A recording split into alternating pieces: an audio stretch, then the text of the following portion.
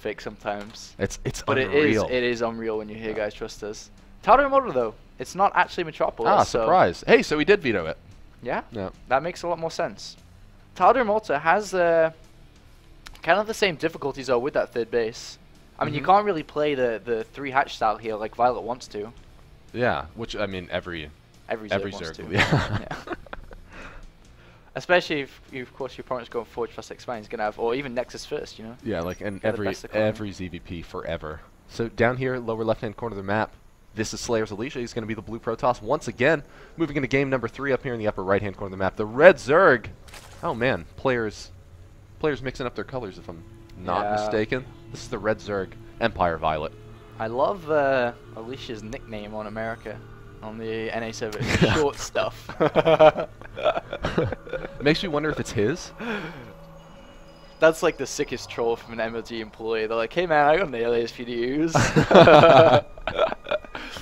He like accepts it so graciously, like not understanding what it is. Oh, thank you so much. The employee's like, short stuff. Troll faces as he walks away. Getting out here with a pretty quick scout after he lands that first pylon out here. Yeah, on this map, of course, 4-player pretty big. You want to be able to get out there nice and early, make sure there's no 6 pulls. Sometimes you even see double probes go out to make sure there is no early pull or anything.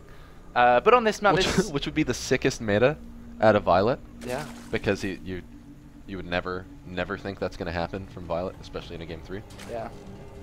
It's happened before. I remember casting the DreamHack finals between Huck and Moon on the last deciding map on Taro and Malta. Moon 6 pulled on this map. And luckily for Huck, he scouted straight away. And then was like, alright. Hey, you have to, just like you said. Yeah. But Forge going down. Forge could be first, could be +1 again. This map again. The weird thing is with this map is to hide a probe, you have to hide it in an obvious place because it's so. This map has been played so many times, man. It's like forever.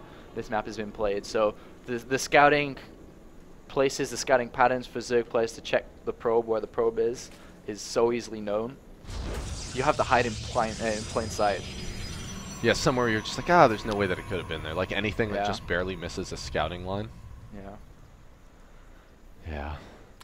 Oh, and here he goes. But like, where do you put the hatchery now? It's like so frustrating for Zerg players. Well, yeah, this is, and you actually see a lot of times the Zerg players respond by going to this awkward base, and I think that's actually a very, very tough spot to be in. Though, Violet making what I think is still a pretty solid decision. He's going to get out his lings and his queen first, and just try to take this, and then you're going to have 6 lings, so he might actually run straight to the base and take a gamble. And like, I hope he went Nexus first here. You know, but the cannon's going to be there. He may try to run by anyway with 6 lings you can. He's actually building more lings too. Or is that still... No, he's building 2 more. Yeah, 2 more, so he's going to have a total of 8 lings. Now, he may just be doing that so that he can get ahead on killing this rock. Yeah, not willing to jump after that 4th. Yeah, and actually, if you go ahead and take that far away expansion, Void Ray +1, you name it, anything. Well, it just triggers the Protoss player. It's like, okay, I'm just going to kill you now. Yeah, so he's not going to run past and try to get in. He's actually just going to break the rocks down. Makes perfect logical sense. And he can still get a pretty damn fast third base down. It's not as fast as it could have been, of course, because of the way the map's designed. But he can still get it down at like 5:30. He just adds on an additional queen, gets another round of drones in, and then builds it anyway. So much freedom for him. And like, when you get here, it's actually not that. Well, actually, I don't know. I guess as long as you stay up on top of your drone production, like you can actually just way oversaturate your main. Yeah, it's not really the economy that suffers the most. It's the larva. Yeah, it's the larva that suffers the most through this, which of course hurts in the longer rather than short term here. But very interested to see what Alicia's going to do. I mean, he's got 150 gas banked up. There's no +1, so actually just maybe a Stargate coming down anyway. But also still could be something wacky for a Twilight Council to randomly pop down or something. But that's the Stargate.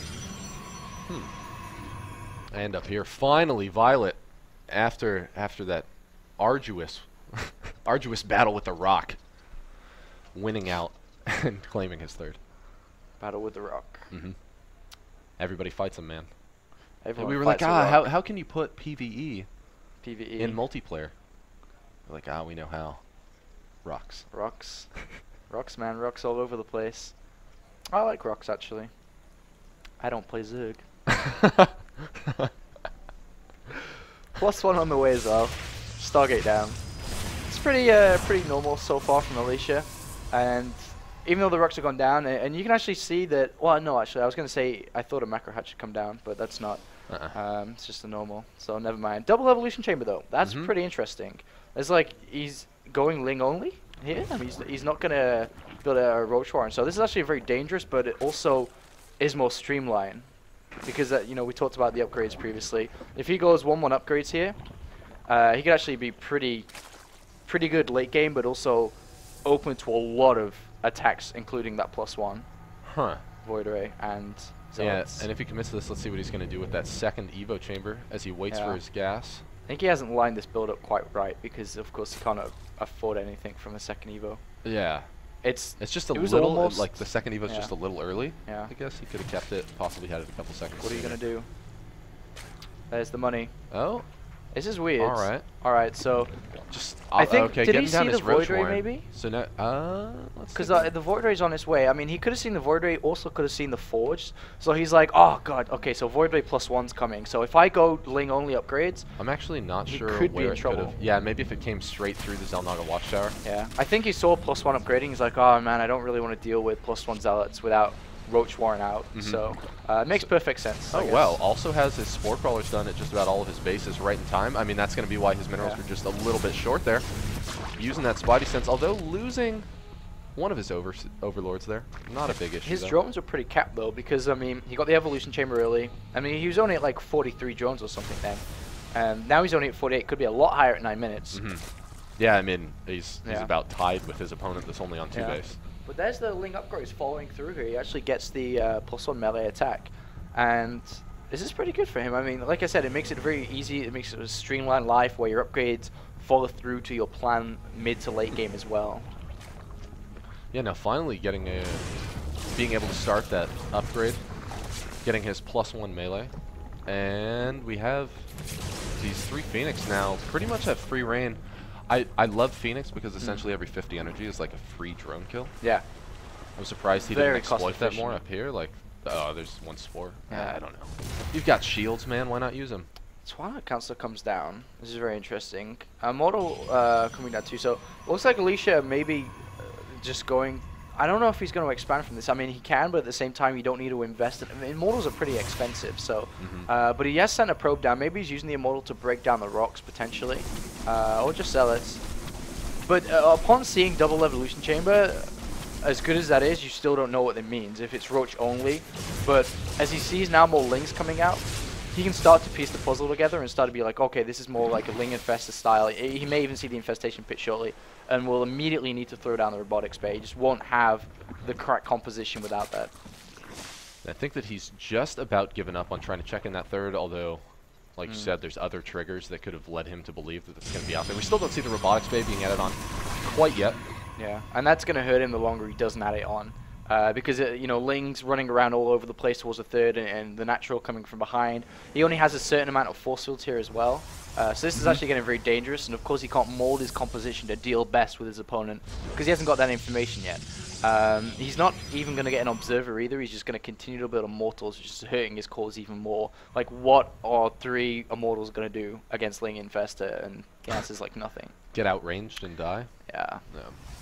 Yeah, it's not so good for him. And it's very weird to play a Ling Infestor style as well. You don't really see it very often, so Alicia's kind of assuming that's not the case, but he needs to find out exactly what's going on, and this is what these Phoenixes are for. He's going to see the Infestation Pit finally. Oh, wow. Did he see it? Let's find out. Yeah, just barely. Okay, so there's the Robotics Bay finally starting. A little bit late, but it's still okay because he's got a third base, and as long as he doesn't take damage and just sits really tight on 3 base, he can still build up a really strong army. Off, of course, 3 bases and 6 gases. Well, yeah, and given the timing of the Infestors, I mean, I don't think that Violet's going to have a terribly large advantage if he tries to push across the field immediately. We also now see Violet adding on his Spire. And Hive, so he's going up to Greater Spire pretty fast, really fast. But this is a very awkward position for Alicia to be in. Because of the Robotics Bay being so late, he can't push out. He's invested in this now. He has to build up the 200 supply army, but at the same time, he has to push before Greater Spire comes. So he's caught in both worlds right now. He's kind of choose what to do. So it's actually going to be very important to him to once again scout with the Phoenixes. Is the hive down yet? Is it not? When do I need to go? When do I don't? Because if he does go prematurely, then he just gets caught in the middle, gets surrounded. Fungal growth, lings all over the place. He could lose absolutely everything for absolutely no reason. And now, does he... I mean, he's actually not going to really have anything to protect this. Down. Although, where's his infest? Yeah. He's going to try and pick up the spores immediately to try and get over there, but... Yeah, it's almost guaranteed to go down. He doesn't have any queens waddling over here to transfuse as quick as I would have hoped. Now we have a couple of those spore crawlers going down. He actually may be able to do this. Yeah.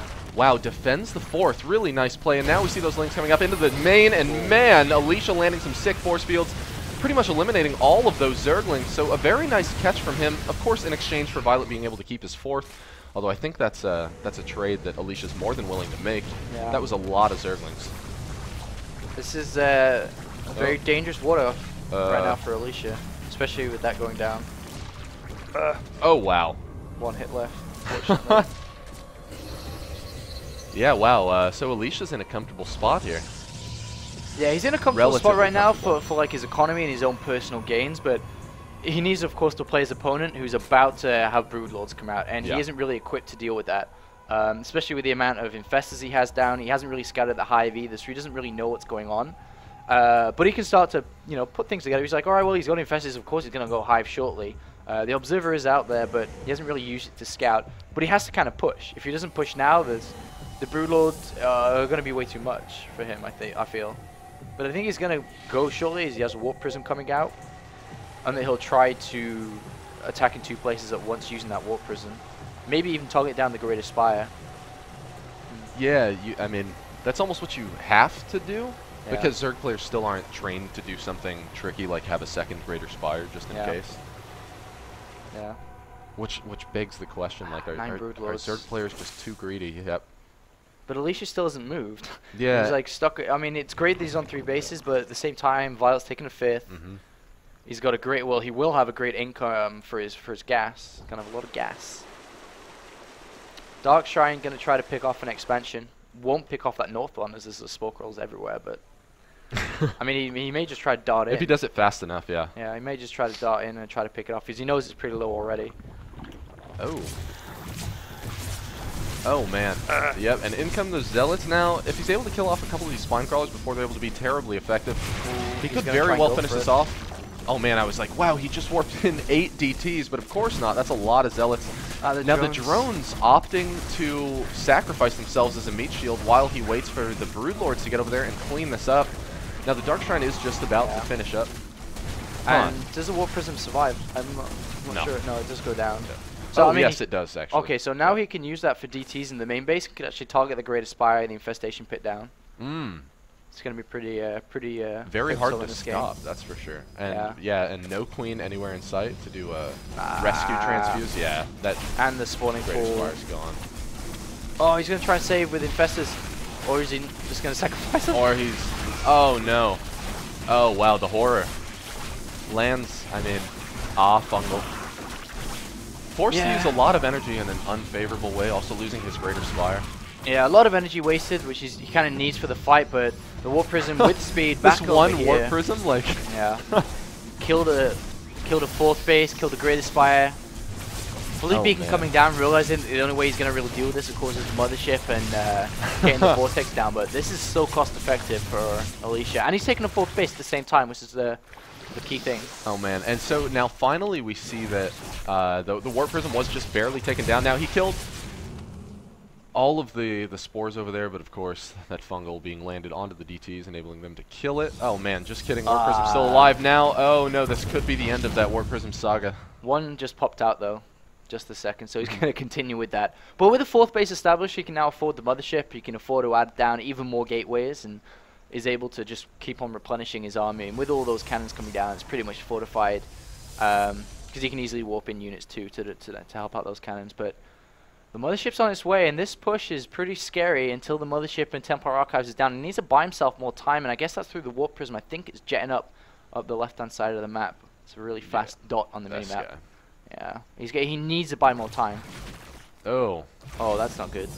Well, he may get in 1 round of units, and maybe get this away, although he's probably a little busy down here in the middle right now. Violet's got such a strong army.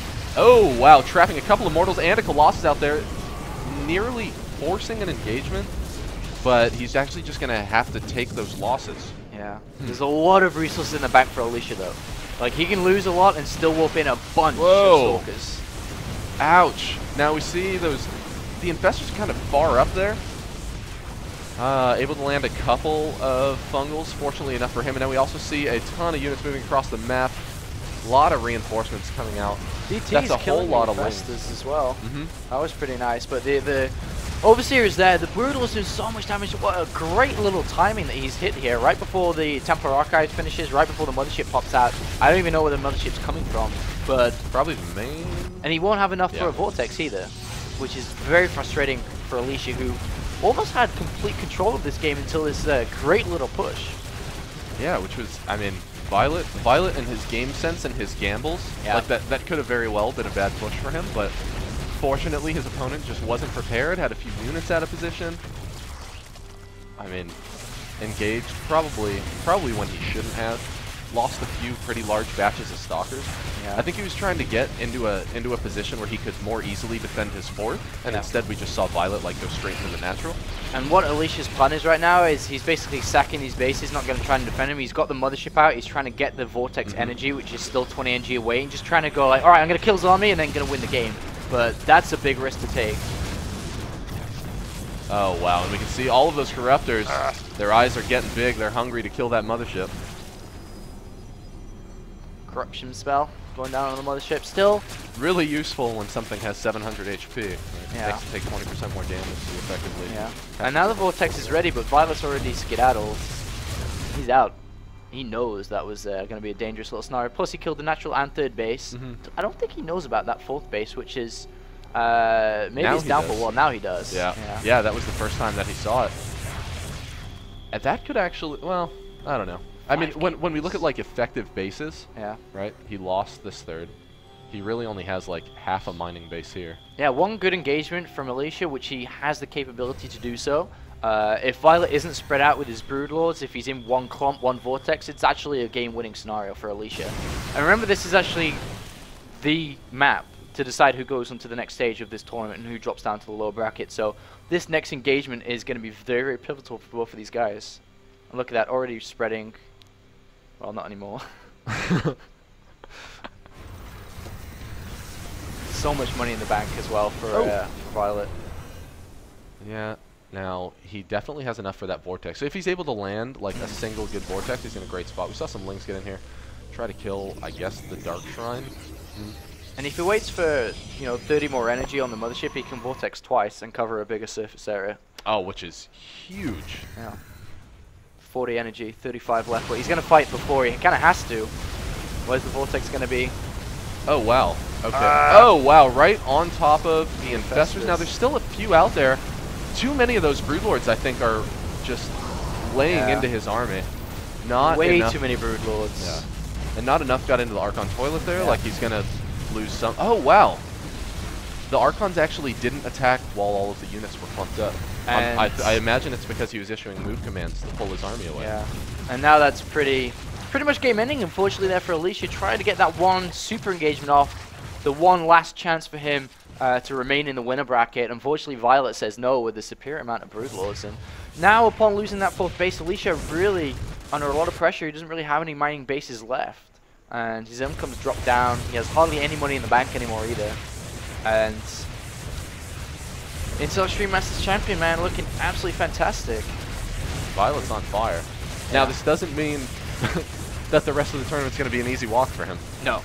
No, especially with the next match you said, but there's the final engagement, and Alicia just doesn't have enough stuff here. There's so many Broodlords, so many Broodlings, and he can even morph on top of the army, which he's actually going to do. And GG's called. Yeah, so Alicia taps out there. A really nice plays from Violet. Yeah. Although that game, I mean, we saw Alicia do so well with that Warp Prism. Yeah. Right, took out a fourth base, took out the Greater Spire. Consequently, also was able to take out the third base shortly thereafter. Yeah. But Broodlords are pretty sick. Yeah, great little timing for Violet. Right in the ninch, you know, right before the mothership, right before the Archons, before Alicia could use the 4th base efficiently, use the gas to actually tech up to the top tier, I suppose. Great little push there. And, well, the next map, of course, well, the next stage, of course, for Violet is going to be up against Grubby. Yeah. That's going to be tough for both players. And I wonder where that's being shown. I don't know, actually. Maybe on gameplay. Once again, I don't know. It could be. I think it is going to be. It says Grubby versus Violet, so that's going to be here, we think. Not 100% sure. Well, we'll find out soon enough here at the MLG Spring Arena 2. I'm Rob Simpson. And I'm D'Apollo. Keep it locked, because when we come back, we're going to have more StarCraft 2 action.